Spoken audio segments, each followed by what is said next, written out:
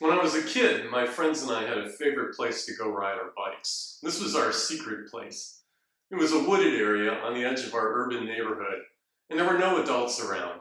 We would tear around on the dirt paths, winding through the trees on our bikes, and the feeling of exhilaration and freedom of being in nature was just fantastic. And then one day, after school, we rode out there, and it was gone. The trees had all been cut down, and a bulldozer was busy turning our magical place into yet another housing development. I can still vividly feel the shock of that and this overwhelming sense of helplessness that we had.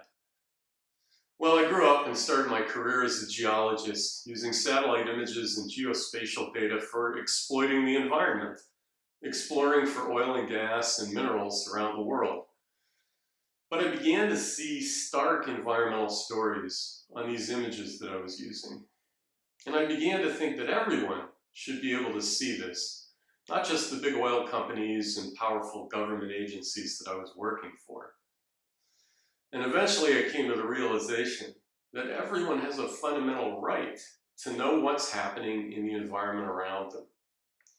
The problem is, many environmental issues and incidents are essentially invisible to ordinary people.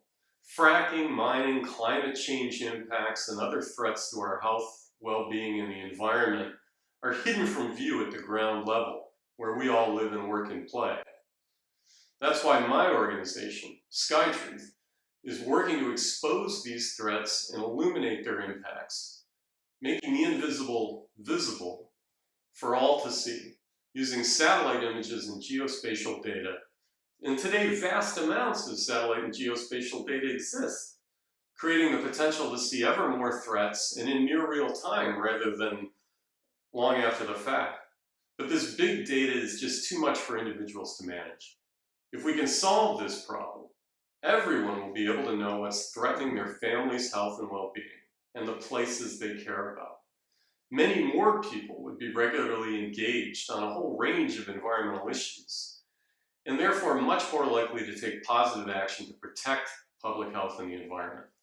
And that will create a healthier, safer, just environment for everyone. So how do we tackle this challenge? By harnessing the power of satellite imagery, cloud computing, and artificial intelligence. We will teach computers to analyze this vast cloud of data so that we can take the work out of it for ordinary people. And we will only alert folks when our system detects changes in the environment they've told us they are concerned about, changes that are happening in the places they've told us that they care about. We call this program Conservation Vision.